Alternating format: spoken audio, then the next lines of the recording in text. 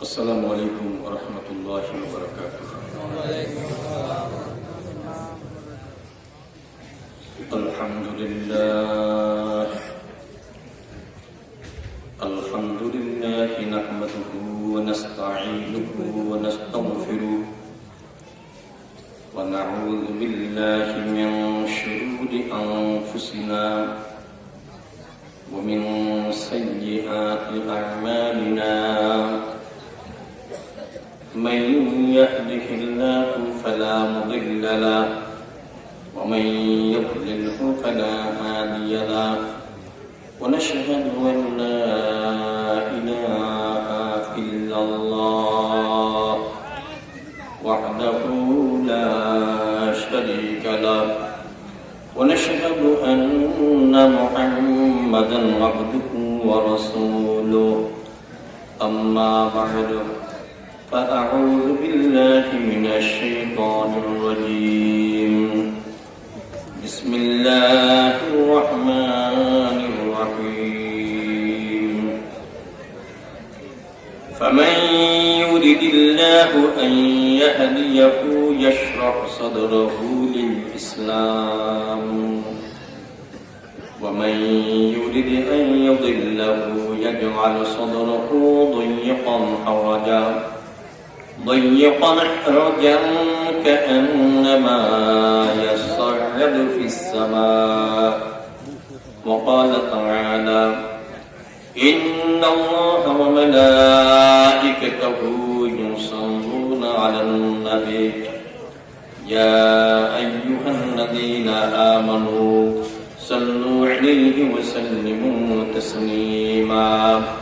اللهم صل على محمد وعلى آل محمد كما صليت على إبراهيم وعلى آل إبراهيم إنك حميد مجيد.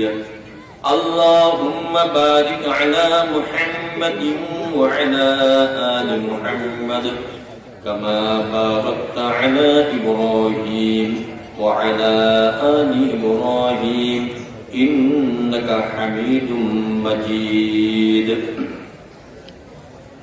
শিলাকোঠা ইমদাদুল উলুম মাদ্রাসার পক্ষ থেকে আয়োজিত আজকের এই মাহফিলের মুহতারাম সভাপতি মুআজ্জাজ উলামায়ে কেরাম, সুধী মণ্ডলী, সর্বস্তরের ভাইয়েরা, পর্দার আড়ালের মা ও বোনেরা, আল্লাহ পাকের দরবারে লাখো কোটি শুকর। আমাদের হায়াতের কিছু অংশ আজকে সুন্দর একটা পরিবেশে, রুহানি পরিবেশে, ওলামায়ে কেরামের সোহবতে এই জান্নাতের বাগিচায় কাটানোর সুযোগ হলো। আল্লাহ পাক তৌফিক দান করলেন। এর জন্য সবাই শুকরিয়া আদায় করি, আলহামদুলিল্লাহ। আমরা যত মাহফিলে যোগদান করে থাকি, প্রত্যেকটা মাহফিলেই একটা বিষয়ের মিল আমরা দেখতে পাই। সেটা কি?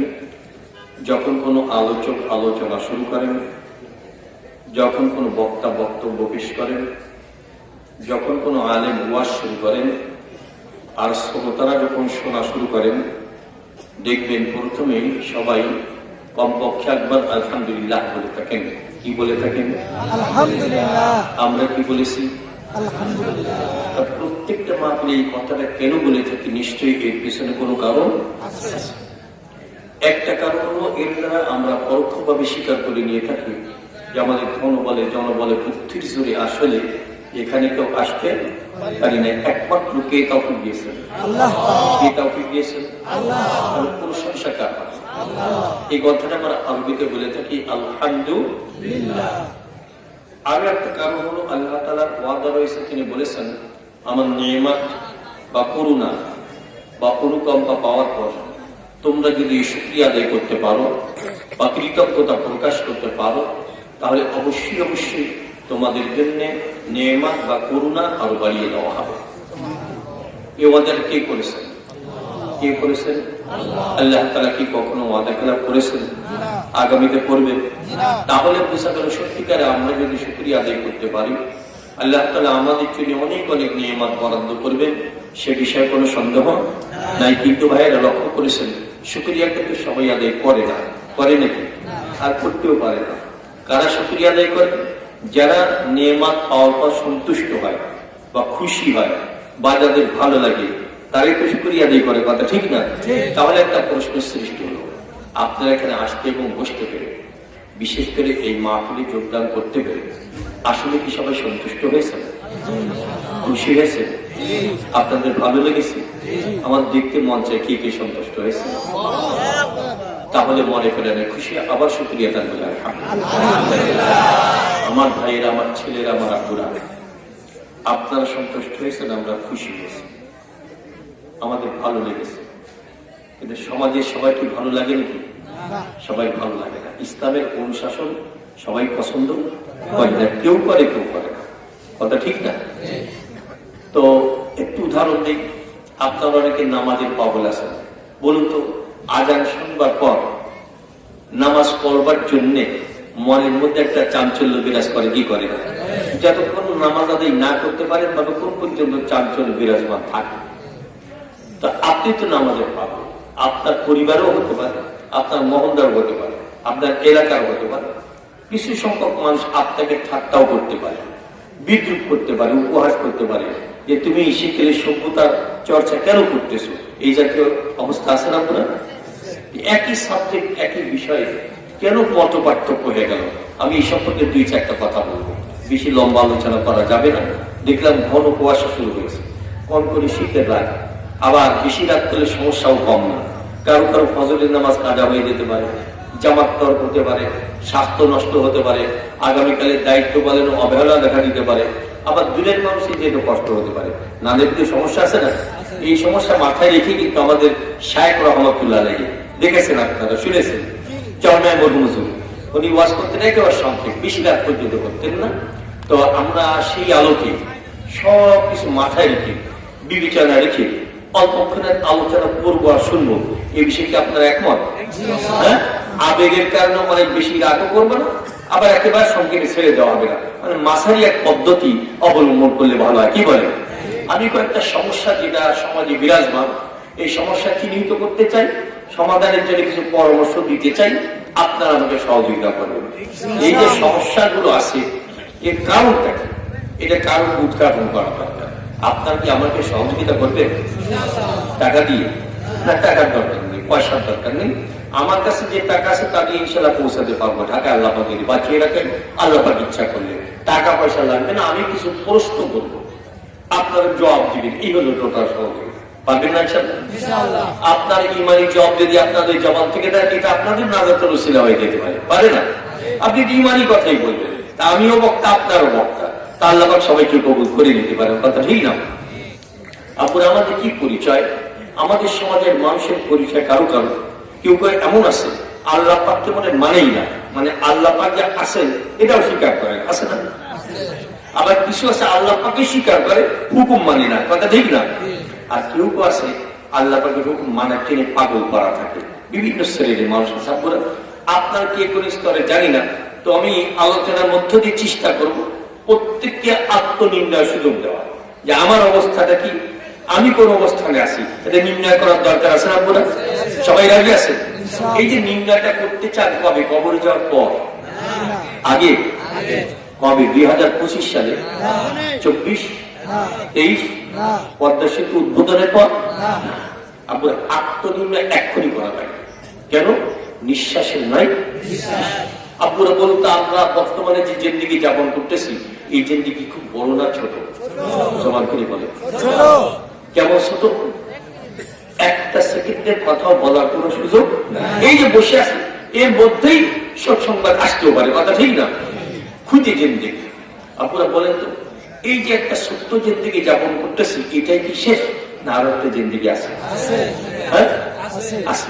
যারা আল্লাহ পাককে স্বীকার করে না, ওরা বলতে চায় আমরা মরে যাওয়ার পর কুচি গলে মাটির সঙ্গে মিশে যাবো, আর নাকি কিছু হবে না। নাউজুবিল্লাহ বলবেন? আমরা কি বলতে চাই, হবে কি হবে না? ওদের বলতে চাই যে দেখবি, স্বীকারও করবি, ওই দিন আফসোস করবি, ওই আফসোসে কোনো কাজ হবে না। এবার আপনারা বলেন, এই ছোট্ট জিন্দিগির পর আরো একটা জিন্দিগি আছে, সবার খুলে বলে এই সহযোগিতা চেয়েছিলাম, আছে নাকি? ওই জিন্দেগি ছোট না বড়? কত বড়? 1000 বছর, আরো বেশি, 1 লক্ষ, 1 কোটি বছর। পরপারের মহা জিন্দেগি সম্পর্কে একটু ধারণা দিতে চাই। বলা হয়েছে এবং এই জমিন থেকে আসমান পর্যন্ত বিশাল জায়গাটাকে যদি একটা গোডাউন মনে করে নেওয়া হয়, কি মনে করে নেওয়া হয়? আমরা বলতে এই গোডাউন কত বড় হবে বলতে পারবেন? আপনারা পারবেন না, অন্য জেলার মানুষ পারবে, সারা পৃথিবীর মানুষ বলতে পারবে। একটা ধারণা বিজ্ঞানীদের একটা উক্তি হলো, আলোর গতি 1 সেকেন্ডে 1,86,000 মাইল। মানে আলো দৌড়ায় কত? 1 সেকেন্ডে 1,86,000 মাইল। 1 সেকেন্ড কাকে বলে অনেকেই জানি, টিক টিক হয়ে গেছে 1 সেকেন্ড। এর মধ্যে আলো দৌড়াইছে কতটুকু? 1,86,000 মাইল। আপনারা 1 সেকেন্ডে যদি এত দূর যায়, 1 মিনিটে কত দূর যাবে? 1 ঘন্টায় কতটুকু যাবে? 1 দিনে কতটুকু যাবে? 1 সপ্তাহে কতটুকু যাবে? 1 মাসে কতটুকু যাবে? 1 বছরে কতটুকু যাবে? হিসাব করতে হবে, কষ্ট হবে, কথা ঠিক না বেরিয়ে। বিজ্ঞানীদের উক্তির মধ্যে একটা প্রসিদ্ধ উক্তি হলো যে মহাকাশে, মহাশূন্যে এমন কিছু তারকা বা নক্ষত্র আছে, ওদের সৃষ্টির পর থেকে প্রতি সেকেন্ডে 1,86,000 মাইল বেগে আলো আসা সত্ত্বেও অনেকটার আলো নাকি এখনো জমিনেতে আসা যায়। আপনারা জমিন থেকে আসমান, মহাশূন্য কত জায়গা আল্লাহ ছাড়া বলতে পারবেন? কথার কথা, এই জমিন থেকে আসমান পর্যন্ত বিশাল জায়গাটাকে যদি একটা গোডাউন মনে করে নেওয়া হয়, আরে এই গোডাউন যদি সরিষা দানা দিয়ে পরিপূর্ণ করা হয়, কিসের দানা বলুন তো? সরিষা দানা। কতটা দানা হবে আপনারা বলতে পারবেন না? সারা পৃথিবীর মানুষ পারবে। এখন বলা আছে একটা কবুতর বা একটা পাখিকে লক্ষ কোটি, হাজার কোটি বছর হায়াত দিয়ে যদি বলা হয় যে 500 বছর পরে একবার আসবে, কত বছর? 500 বছর পরে কয়বার আসবে? 500 বছর পরে একবার এসে একটা করে দানা বিশাল গোডাউন থেকে দিবে। এরপর বলা হয় এভাবে নিতে নিতে নিতে নিতে কোনো না কোনো কালে, কোনো না কোনো যুগে, কোনো না কোনো সময়ে বিশাল গোডাউনে সরিষা দানা শেষ হয়ে যেতে পারে। কিন্তু জেনে নাও, তোমাদের খুদে জিন্দেগির পর মহা জিন্দেগি যেটা শুরু হবে, ওইটা কোনো দিন শেষ হবে না। যাচ্ছি কোথায়, কি নিয়ে যাচ্ছি, প্রস্তুতি কতটুকু, এক্ষুনি নির্ণয় করা দরকার, কথা ঠিক না? আমি সংক্ষেপে চেষ্টা করি। এই যে অনেকে মানে না ইসলামের অনুশাসন, আমি এটা মন্তব্য করি। সেটা হলো দুনিয়ায়, বিশেষ করে বাংলাদেশে পল্লী অঞ্চলে মুরব্বীরা বলে থাকেন, যে যাকে চেনে সে তাকে মানে। এইটুকু বুঝে ফেলেছে, যে যাকে চেনে সে তাকে মানে। তাহলে আমি বলতে পারি আল্লাহ পাককে যারা চিনেছে আল্লাহ পাককে তারা মানে, কথা ঠিক না? আল কোরআন যারা চেনে আল কোরআন তারা মানে। রাসূলুল্লাহ সাল্লাল্লাহু আলাইহি ওয়াসাল্লামকে যারা চেনে তারা অবশ্যই তাকে মানে, কথা ঠিক না? বেশি বুঝতে পারলাম আল্লাহ পাককে যারা চিনে না আল্লাহ পাককে তারা মানে না, কথা ঠিক না? বেশি আল কোরআনকে যারা চিনে না আল কোরআনকে তারা মানে না, রসুলকে যারা চিনে না রসুলকে তারা মানে না। আপনারা একটা মন্তব্য শোনালাম, এই মন্তব্যকে আপনারা সবাই একমত? হ্যাঁ, আল্লাহ পাককে যারা চিনে না আল্লাহ পাককে তারা মানে না, কোরআনকে যারা চেনে না কোরআনকে তারা মানে না। আপনি এই যে মন্তব্যটা করলাম, আপনারা কি সবাই একমত? কে কে একমত পুরা বুঝি নাই, কিন্তু আপনার মুখে বলেছেন, হাত দেখলে বুঝতে পারবেন সবাই একমত। তাহলে আল্লাহ পাককে আমরা যদি চিনতে পারি অবশ্যই মানতে পারবো, কথা ঠিক না? আমি এই গভীর রাত্রের কনকনে শীতের মধ্যে যে একটা কথা বলবো, আপনারা আল্লাহ পাককে চেনানোর জন্য চেষ্টা করবো।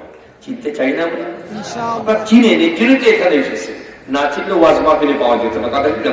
তো চেনার তার কোনো সীমা সংখ্যা নাই, চেনার যত বেশি চিনতে পারবো ততই মানতে পারবো, কথা ঠিক না? আমি অতি সংক্ষেপে যত পারি সংক্ষেপে আল্লাহ পাককে চেনানোর জন্য 2-4টা কথা বলবো, আর আল কোরআনকে চেনানোর জন্য 2-4টা কথা বলবো। এরপরে মোনাজাতের দিকে যাবো। আপনারা রাজি আছেন? সভাপতির বক্তব্য আছে আমার ডাইরেক্ট দোয়া হয়তো আমি চেষ্টা করবো। আপনারা আমি তাহলে আল্লাহ পাক কত বড়, তার হাতে কত শক্তি, কত ক্ষমতা, এই সম্পর্কে বোঝানোর জন্য একটু মহাকাশের বিষয়ে একটু আলোচনা করব। সময় থাকলে প্রাণী জগৎ সম্পর্কে একটু আলোচনা করব। সময় থাকলে যে পানি রাশি জলরাশি আছে এটা নিয়ে একটু আলোচনা করব। ইনশাআল্লাহ এর মধ্যে খুঁজলে আল্লাহ পাকের কুদরত খুঁজে পাওয়া যাবে, আল্লাহ পাকে চেনা যাবে। এই সাহসে বলতেছি। আব্বুরা আমি মহাকাশ থেকে শুরু করি, সব থেকে বলবো। মহাকাশ সম্পর্কে আমি যদি 1 বছর বয়ান করি শেষ হয়ে যাবে আলোচনা? হ্যাঁ, যদি আবার সারা দিন দিকে আলোচনা করি শেষ হয়ে যাবে। 2-4টা কথা বলো, আমি প্রশ্ন করলে জবাব দিবেন তো সবাই ইনশাআল্লাহ? আব্বুরা বলেন তো, আমরা দিনের বেলায় আকাশের দিকে তাকালে একটা কি দেখতে পাই? ওই সবাই জবাব দেন দিকে সূর্য। ওই সূর্যটা খুব ছোট না, বলো নাকি? এই স্টেজের মতো, আরো বড়, এই প্যান্ডেলের মতো, এই গ্রামের মতো, এই উপজেলার মতো, ঢাকা জেলার মতো, বাংলাদেশের মতো, পৃথিবীর মতো, এর থেকেও বড়। তো আপাতত যে আবিষ্কার, বিজ্ঞানীরা বলতেছে 13 লক্ষটা পৃথিবী এক জায়গা করলে যা হবে সূর্যটা নাকি তেমন হবে। আমরা কত লক্ষ পৃথিবী? 13 লক্ষটা পৃথিবী এক জায়গা করলে যা হবে সূর্যটা তত হবে। পৃথিবী কত বড় তাও তা কোনো জানে না। আচ্ছা, এই সূর্যের তাপ আছে কিনা? আছে। বিজ্ঞানীরা জ্যোতির্বিদরা বলছে এর মূল যে তাপ 200 কোটি ভাগের 1 ভাগ মাত্র পৃথিবীতে আসে। কত ভাগের 1 ভাগ? 200 কোটি ভাগের 1 ভাগ।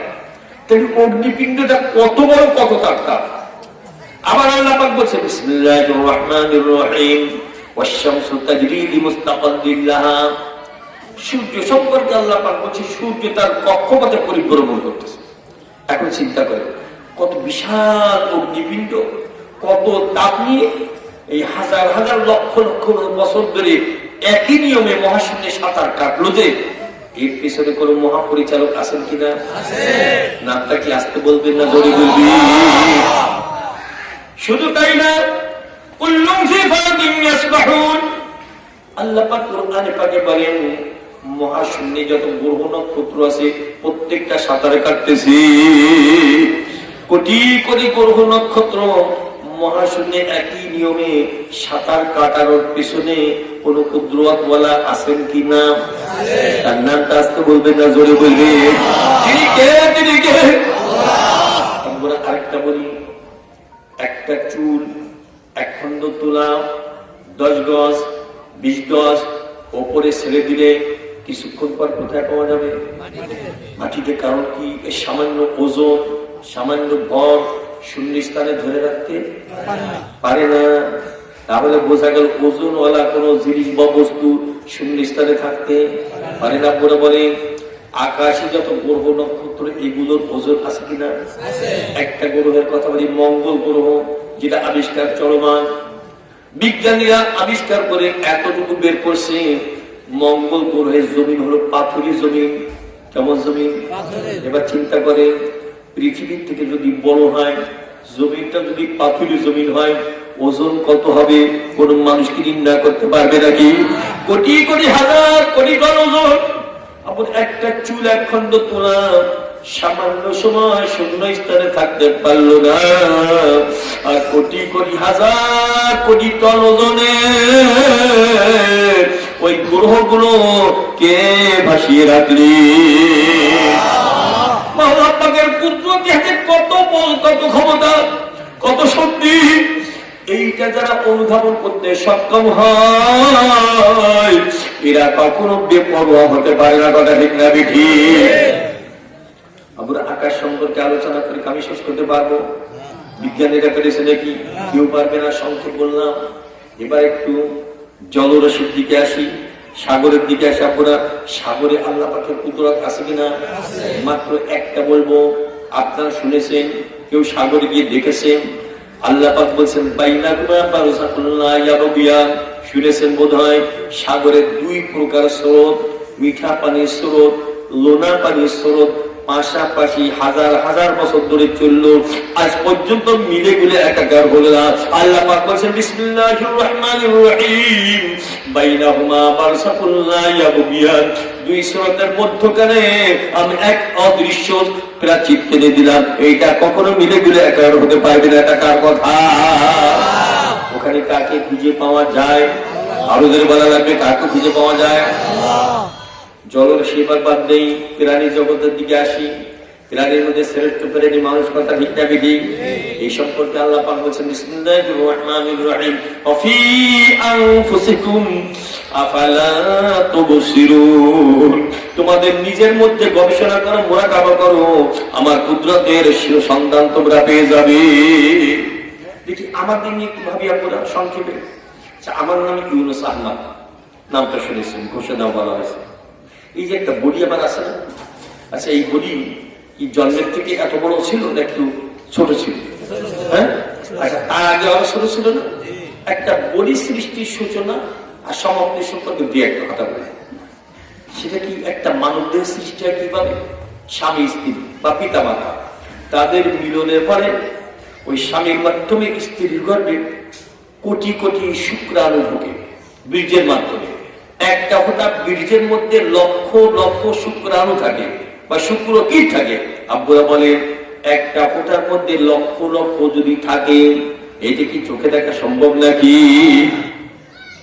লক্ষ লক্ষ শুক্রাণু মায়ের গর্ভে যখন প্রবেশ করে, আল্লাহ পাক একটা সন্তান দিতে চাইলে মাত্র একটা বেঁচে থাকে, আর সব অটুকায়দা মৃত্যুবরণ করে।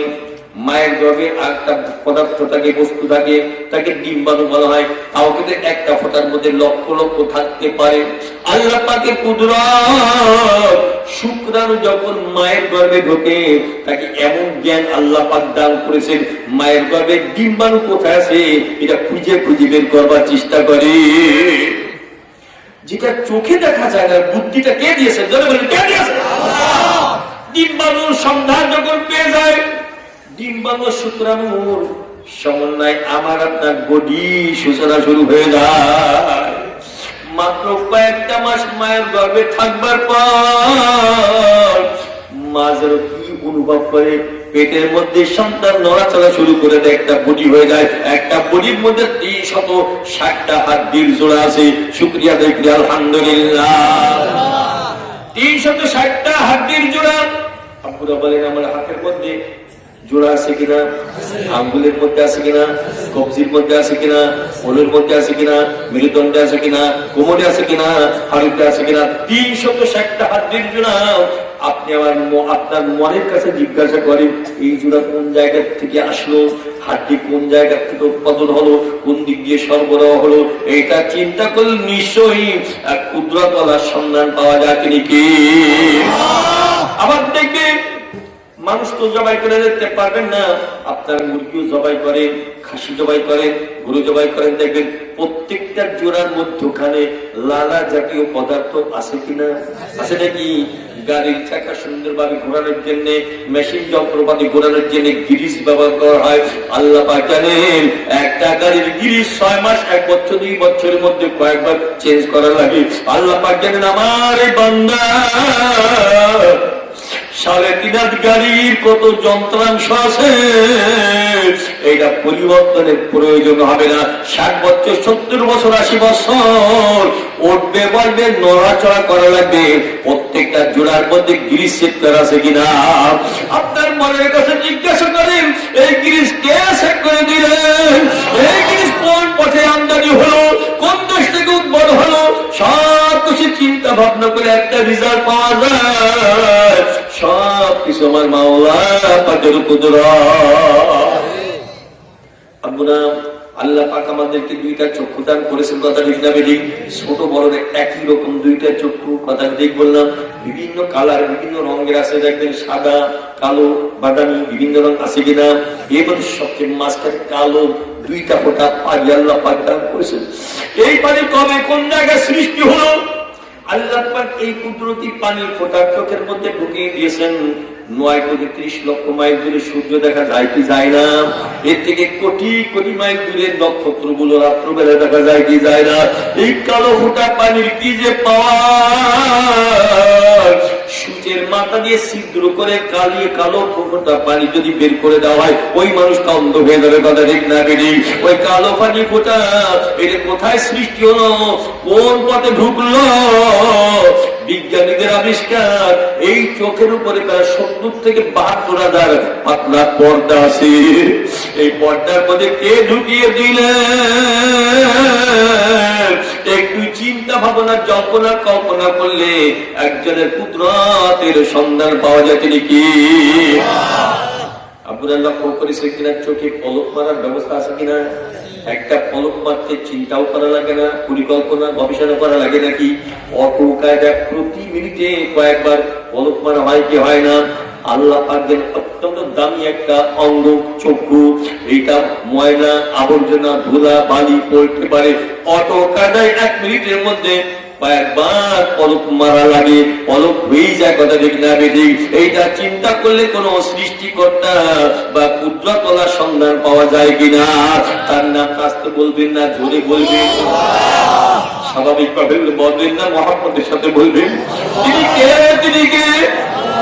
শুধু তাই না, এইভাবে একটা একটা করে অঙ্গ প্রত্যঙ্গ নিয়ে চিন্তা ভাবনা করে দেখবেন, নিশ্চয় কুদরতওয়ালার সন্ধান পাওয়া যায়। তিনি কি?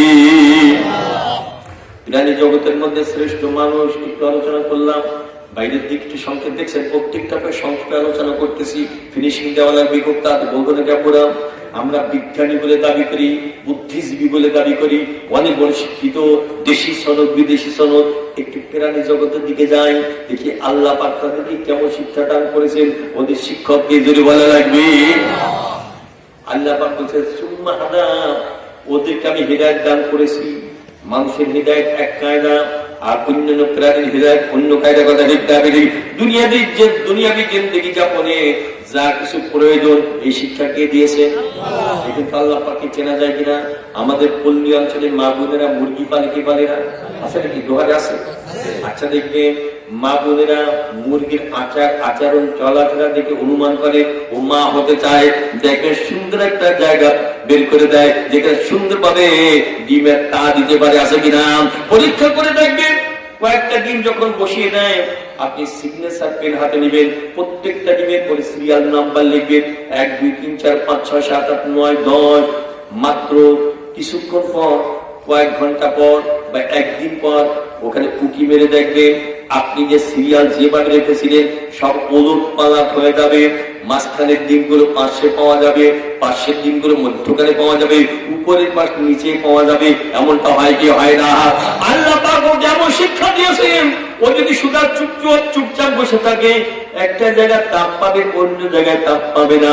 মধ্যখানের ডিমগুলো তাপ পাবে, পাশেরটা পাবে না। আল্লাহ পাক কোন জায়গায় কোন ক্লাসে ওকে শিক্ষা দিয়েছেন আল্লাহ পাক ভালো জানেন। দেখেন উল্টায় পাল্টায় দেয়, প্রত্যেকটা ডিম যথাযথভাবে তাপ পায়। কথা ঠিক না বেঠিক? প্রত্যেকটা প্রাণী নিয়ে চিন্তা করে দেখবেন ওদেরকে কে যেন শিক্ষা দিয়েছেন। ওদের উস্তাদ একমাত্র একজন, তিনি কে? যখন সময় হয়ে যায় দেখবেন বাচ্চা কিছুদিন পরে পয়দা হয়, হয়তো হয় না।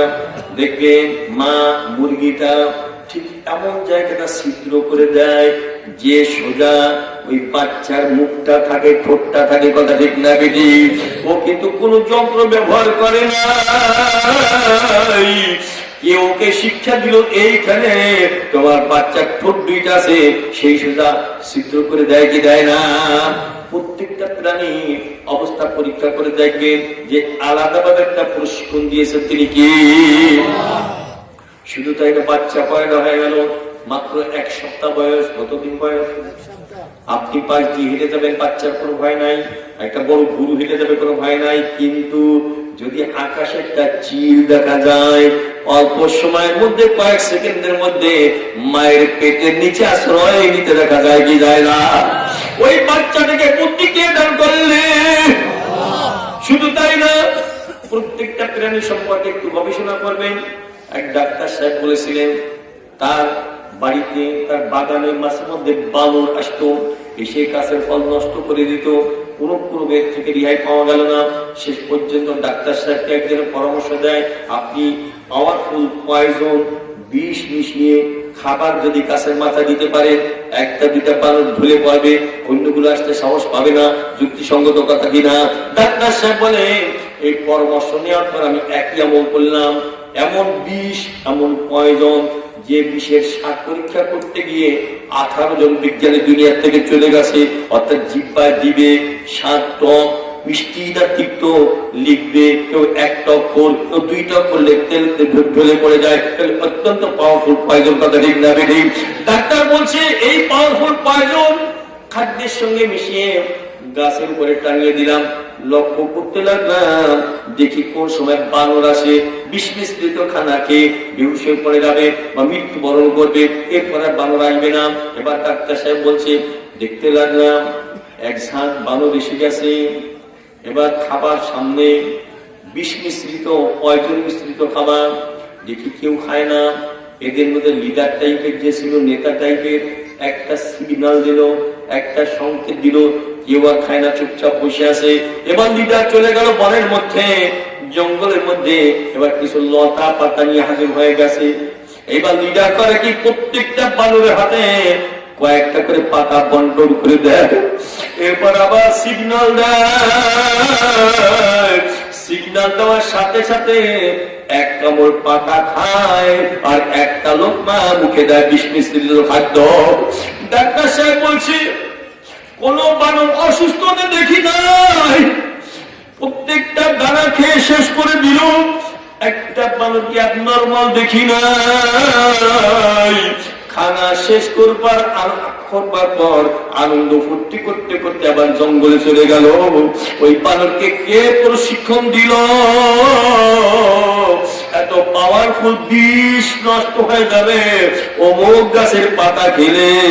আপনারা এর প্রশিক্ষক একজন আছেন কিনা? তিনি কে জনে বলেন? তিনি কে? বিজ্ঞানের দাপট দেখাই না কি কতটুকু পারো। বাবুই পাখি শূন্য স্থানে ঝুলে ঝুলে সুন্দর বাসা তৈরি করে। আমরা প্যান্ডেলে সবাই মিলে চেষ্টা করে 1 মাস সময় পেলে একটা বাসা তৈরি করতে পারবো নাকি? শূন্যে ঝুলে ঝুলে সুন্দর একটা বাসা করে। 2টা কামরাও থাকে, একটা কামরা স্বামী স্ত্রী থাকবে, আবার তার মধ্যে ডিম লাইটের ব্যবস্থা করার লাগবে। একটু কাদা, একটু গোবর নিয়ে যাবে। রাত্রবেলা জুনাকি পোকা নিয়ে ওইখানে যখন ঢুকিয়ে দেয়, ডিম লাইট ওরা কামরায় স্বামী স্ত্রী বসবাস করে। এই জ্ঞান, এই প্রশিক্ষণ কে দিয়ে সুন্দর ভালো লাগবে? তোমার কতটুকু পাওয়ার? একটা শকুন প্রায় 300 মাইল দূরে কি আছে দেখতে পাই। আমরা ছোটবেলা দেখেছি, এখন খুব কম দেখা যায়। শকুনের উপদ্রব ছিল। কোন একটা বিলের মধ্যে, কোলার মধ্যে একটা মরা গরু ফেলে রাখলে দেখেন ঝাঁকে ঝাঁকে শকুন কোন জায়গা থেকে দৌড়ায় আসে, উড়ে চলে আসে। কথা ঠিক না বেঠিক? ঢাকার আকাশ থেকে শকুন তাকিয়ে দেখে খুলনার বড় বিলের মধ্যে একটা মরা গরু ফেলে রাখছে। সাথে সাথে উল্টে উল্টে সেখানে হাজির হয়ে যায় কি যায় না? কয়টা বলবো, প্রাণী জগতের প্রত্যেকটা সেক্টর নিয়ে আলোচনা করলে দেখবেন একজন কুদরতলার সন্ধান পাওয়া যায়। তিনি কি? আসতে বলবেন না, জোরে বলবেন, স্বাভাবিক বলবেন না, মহব্বতের সাথে বলবেন। তিনি কে? তিনি কে? তাকে যারা চেনে না মেনে আর পারে না, কথা ঠিক না ঠিক? আল্লাহ পাক যেন এই মারিফাত, এই পরিচয় আমাদের প্রত্যেকের অন্তরের মধ্যে ঢেলে দেয়। সবাই বলি আমিন। আল্লাহ পাককে আমি চেনার চেষ্টা করলেও সারা জিন্দেগি বসে আমি শেষ করতে পারবো নাকি? এখানে ওদিকে সমাপ্তি টানতেছি। এবার আল কোরআন সম্পর্কে 2-1 কথা বলবো নাকি? আপনারা বলবো নাকি? দেখবেন কাঠ দিয়ে চেয়ার, টেবিল, দরজা, জানালা তৈরি হয় কি হয় না? আবার চেয়ারে বসতে পাও লাগে, হাতও লাগে, ওর ভয় লাগে নাকি? আপনারা যে গাছের তক্তা দিয়ে ওই চেয়ারটা তৈরি হলো, একই গাছের তক্তা দিয়ে যদি আরেকটা জিনিস তৈরি করা হয় যার উপরে আল কোরআন লেখা হয়, আপনারা কি বলেন? এটা কি ইহা বলেন নাকি? মাত্র 3 থেকে 4 দিন যদি আল কোরআন রাখার পর এলাকার সবচেয়ে দুষ্ট ছেলে তার অজান্তে অনিচ্ছায় যদি রিহালে পা লেগে যায়, আপনাদের কি মনে হয়? সাথে সাথে তার অন্তরে কম্পন শুরু হবে কি হবে না? যত বড় সন্তানই হোক না কেন, চিন্তা করবে যত পাপ করেছে এখনো গজব নাযিল হয় নাই, আজকে এমন ঘটনা ঘটে গেল, গজব অদাপদায় অতি সন্নিকটে এসে গেছে। ওর অন্তরে কম্পন শুরু হলো। মাত্র একখানা কিতাবের সম্মানের কারণে সেই কিতাবের নাম কি? সবাই জোরে বলেন নাই কেন? সেই কিতাবের নাম কি? আপুরা আমার গায়েটা কি? জামা পাঞ্জাবি আপনাদের গায়ে আছে কিনা? আপুরা জামা মাঝে মধ্যে ময়লা হয় কি হয় না? ময়লা জায়গায় রাখাও হয় কি হয় না? কোন ভয় লাগে নাকি? কোন সংকোচ বোধ হয় নাকি? আপুরা এবার যে থানের কাপড় দিয়ে আমার জামা তৈরি হয়েছে, ওই একই থানের কাপড় দিয়ে যদি আরেকটা কাপড়ের প্যাকেট করা হয়, যার মধ্যে আল কোরআন রাখা হয়, ওটাকে কি বলা হয়? জুজদান বলা হয়। মাত্র 3 থেকে 4 দিন আল কোরআন রাখার পর এলাকার সবচেয়ে বড় বিপদটা মেয়েটার অজান্তে অনিশ্চয় যদি জুজদানে পা লেগে যায়, আপনাদের কি মনে হয় ওই মেয়েটার অন্তরে কম্পন শুরু হবে কি হবে না? হয়তো ভাইকে ডাক দিয়ে বলবে, স্বামীকে ডাক দিয়ে বলবে, ছেলেকে ডাক দিয়ে বলবে, যাও ইমাম সাহেব থেকে পরামর্শ নিয়ে আসো আমার কি করা লাগবে। যার মধ্যে আল কোরআন থেকে পা লেগে গেছে, ওর অন্তরে কম্পন শুরু হলো। মাত্র একখানা কিতাবের সম্মানের কারণে সেই কিতাবের নাম কি? সবাই কি জোরে বলেছেন? আরেকবার বলবেন নাকি সেই কিতাবের নাম কি? আব্বুরা বছরের মাস কয়টা? ইংরেজি বছরেও আরবি বছরেও একটা মাসে আপনাদের জবান থেকে শুনতে চাই, অন্যান্য মাসে একটা ফরজ আদায় করলে যে নেকি পাওয়া যায়, ওই একটা মাসের মধ্যে নফল আদায় করলে সেই সব পাওয়া যায়। আব্বুরা মাসটার নাম বলা রাখবে। কি নাযিল হয়েছিল? মাসটা কি দামি হয়ে গেছে? মাসটাও দামি হয়ে গেছে। আব্বুর বছরে 365 রাত, আরবি বছরে 355 রাত। একটা রাতের নাম আপনাদের জবান থেকে শুনতে চাই যে 1000 মাস লাগাতার উপর্যপরি পর পর নফল ইবাদত করলে যত নেকি পাওয়া যায়, ওই একটা রাতের ইবাদত করলে তার থেকে বেশি নেকি পাওয়া যায়। আপনারা সেই রাতটার নাম কি?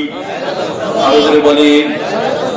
রাতটার দামি হয়ে গেল একখানা কিতাব নাযিল হওয়ার কারণে। সেই কিতাবের নামটা বলি আল কোরআনের সূরা একবার কারণে রাত দামি হয়ে গেল, মাল দামি হয়ে গেল, কাপড় দামি হয়ে গেল, কাঠ দামি হয়ে গেল।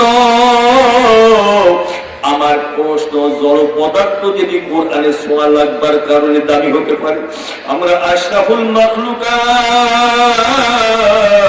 আমরাও যদি আল কোরআন জ্ঞাপন করতে পারি, আমাদের মর্তবা বাড়তে পারে কি পারে না? আমার যুবক আপুরা, আপনারা ফেসবুক ইউজ করে থাকেন, আপনারাই বলেন মাঝে মধ্যে এই জাতীয় খবর পাওয়া যায় কিনা? 10 বছর 15 বছর আগে এক হাফেজ সাহেবের ইন্তিকাল হয়ে গেছিল, এখন সে তার কবর ভাঙরে বের হয়ে গেছে, এখন অক্ষত লাশ পাওয়া যায়। আমার কি কাপড়ের কাপড় অক্ষত এবং নতুন দেখা যায়, আর প্রমাণ পাওয়া যায় কি যায় না? আমি নিজেই শুনেছি মেঘনার পরে একটা পুরাতন কবর ভেঙে একটা লাশ বের হয়ে আসছিল। এলাকার চাঞ্চল্যের সৃষ্টি হলো, সবাই বলা বলি করে এত পুরাতন কবর, এত পুরাতন লাশ, কিন্তু লাশটা অক্ষত দেখা যায়, এমনকি কাপড়ের কাপড় ছাড়া দপদপ করতে দেখা যায়। কেউ চিনতে পারে না। হয়তো একজন মুরব্বী টাইপের লোক বলে যে আমার মনে আছে এইখানে কাকে দাফন করা হয়েছিল। সে বলতে চায় প্রায় 18 বছর আগে, কত বছর? 18 বছর আগে আল কোরআনের একজন হাফেজকে এখানে দাফন করা হয়েছিল। যখন চেহারা থেকে কাপড় সরিয়ে দিল, সবাই বলা বলি করে অন্য কারোর লাশ নয়, এটা সেই হাফেজ সাহেবের লাশ। আপনারা তার সিনার মধ্যে কার কালাম ছিল? আমার বিশ্বাস আল কোরআন বক্তি ধারণ করে যখন মাটির গর্তে ঢুকতেছিল, আল্লাহ পাক তেমন যেন কবরের মাটিকে বলে দিয়েছেন, হে কবরের মাটি, যার সিনার মধ্যে আমার কালাম জমা আছে, খবরদার কিয়ামত পর্যন্ত তার সাথে বিয়াদবি করা যাবে না, এমনকি তার পোশাকের সাথে বিয়াদবি করা যাবে না। আপনারা তার সিনার মধ্যে কার কালাম ছিল? আল্লাহর কালাম। আমরা কি সে আল কোরআন আপন করতে রাজি আছি কিনা? কেউ না, সবাই কবে থেকে চেষ্টা করবো? এখন থেকে। আগের থেকেও চেষ্টা অনেকেই করে থাকে। এখন পুরাপুরি আরো কঠিন ভাবে, মজবুত ভাবে আপন করার চেষ্টা করব। এই মর্মে একটা সিদ্ধান্ত সবাই নিতে রাজি আছেন নাকি? কবে সিদ্ধান্ত নেবেন? কেউ না, সবাই দেখলে বিশ্বাস করবো পুরাপুরি সবাইকে রাজি আছেন? শুকরিয়া তাকবীর, আলহামদুলিল্লাহ। আমরা কোরআন স্বীকার করি, মানি, সম্মুখী বললাম, কিন্তু কোরআন মোতাবেক আমল করলাম না, হবে নাকি? আমি দু একটা আমলের কথা বলবো, একেবারে শুনে দেখছি কত সংক্ষেপে আলোচনা করছি, বলবেন কি আপনার? আর কোরআনের মধ্যে বহু আমলের কথা, একটা আমল দৈনিক 5 বার করতে হয়। কয়বার? যে 5 বার ওই আমলটা করতে পারে ওর দুনিয়ার জীবিকা আল্লাহ বরকত দান করবে, খবরের সমস্যার সমাধান হয়ে যাবে, কিয়ামতের ময়দানে ডান হাতে আমলনামা পাবে, বলছে না ডিগ্রির আকারে পাবে, আবার শেষ পর্যন্ত বিনা হিসেবে জান্নাতে চলে যাবে।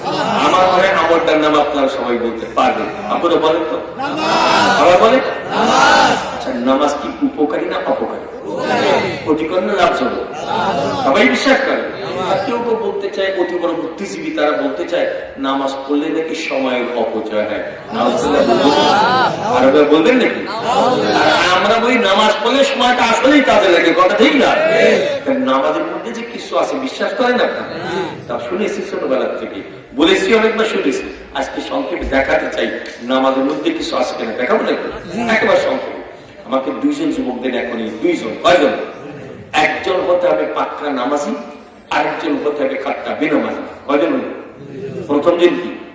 পাক্কা নামাজ। দ্বিতীয় জন কি? কাট্টা বেনামাজি। 2 জনকে স্টেজে দাঁড় করা।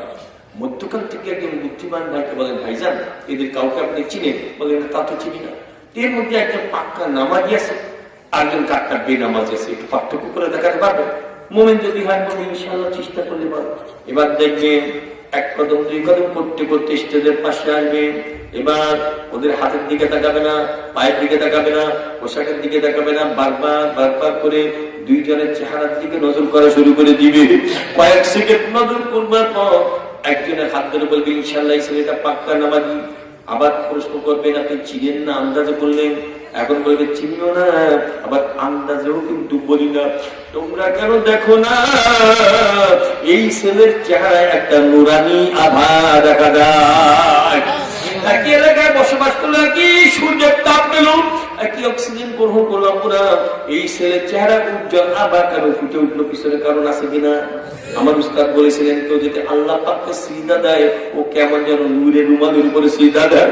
নূরের রুমালের উপরে সিজদা দিতে দিতে দিতে দিতে ওর কলবখানা আলোকিত হয়, হৃদয়খানা আলোকিত হয়। শুধু তাই না, ওর চেহারা একটা উজ্জ্বল আভা দেখা যায় কি যায় না?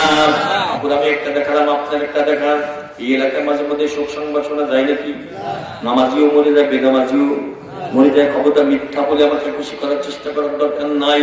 আব্বুরা বলে, পাক্কা নামাজি ছেলেটা ইন্তিকালের পর আগে যে চেহারা ছিল, ইন্তিকালের পর তার চেহারা আরো উজ্জ্বল হতে দেখা যায় কি যায় না?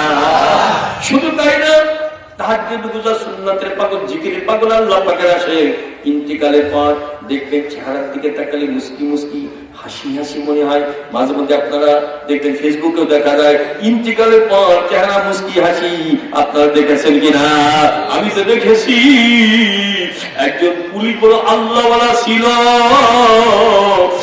তার চোখে দপদপ করে শুনে পানি পড়তো। মাওলা পাকের মহব্বতে সালাম দেওয়ার পর দেখতাম গড় গড় করে চোখ দিয়ে পানি পড়ে যেত। ইন্তিকালের পর তার চেহারা কিন্তু ফেসবুকে এসেছে, কেমন আল্লাহ পাগল মুস্কি মুস্কি হাসতেছে। দেখবেন এই জাতীয় ডেকমনের পাশে বসে দূরদর্শী মুরব্বীগণ তারা মন্তব্য বিনিময় করে। একজন মুরব্বী আর একজন মুরব্বীকে বলে, দেখো এই সেই ছেলেটা পাক্কা নামাজি ছিল, জিকির আজকার করতো, বাপ্পায়ের খিদমত করতো, কার সাথে বিয়াদবি করতো না, জিকির আজকার করতো, তেলাওয়াত করতো। দেখো দেখো আজকে তার চেহারার দিকে তাকিয়ে দেখো, একটা জান্নাতি চেহারা নিয়ে কবরে রওনা করেছে। বলাবলি করে কি করে না? আপনার বিপরীতে চোর, ডাকাত, মস্তান, সন্ত্রাসী, চাঁদাবাজ, বেয়াদব, বেনামাজি মরে যাওয়ার পর ওদের চেহারা উচ্ছিক, কদাকার, কালো বিচ্ছিন্নতা দেখা যায় কি যায় না? তাহলে আপনার কি বলবেন? নামাজের মধ্যে কিছু আছে কিনা? আসতে বলেছেন যে আচ্ছা আছে। দুনিয়া থাকলে কবরে থাকবে কি থাকবে না? কবরে থাকলে কিয়ামতের মাঝে থাকবে কি থাকবে না?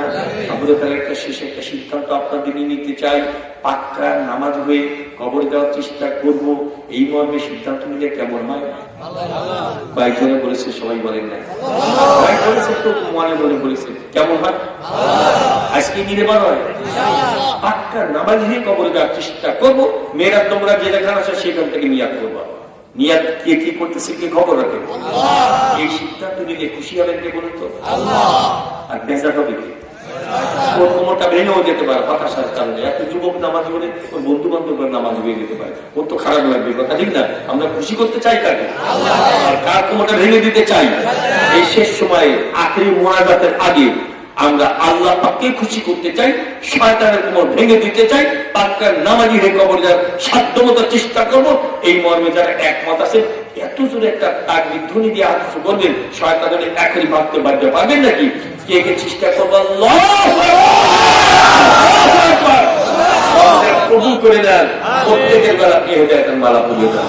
মেয়েদের সম্পর্কে স্পেশাল বলার সময় হলো, রাত গভীর হয়ে গেছে। মেয়েরা তোমরা মনে রাখা চারটা কাজ ঠিক মতো করবা, নামাজ ঠিক মতো আদায় করবা, রমজান রোজা রাখবা, পর্দা খুশিটা মেনে চলবা, স্বামীর খেদমত করবা, বেহেশতের 8টা দরজা তোমাদের জন্য খোলা থাকবে। আল্লাহ যেন ওদের কমাল করার তৌফিক দান করেন। এখন দোয়া হবে, এখন মোনাজাত হবে, দুরূদ শরীফ করি। আল্লাহুম্মা সাল্লি আলা সাইয়্যিদিনা ওয়া নাবিয়িনা ওয়া শাফিঈনা ওয়া হাবিবিনা ওয়া মাওলানা মুহাম্মদ সাল্লাল্লাহু আলাইহি ওয়া আলা আলিহি ওয়া আসহাবিহি ওয়া সাল্লাম। জিন্দেগি তো অনেক গুনাহ করে ফেলেছি, পাপের কাজ করে ফেলেছি।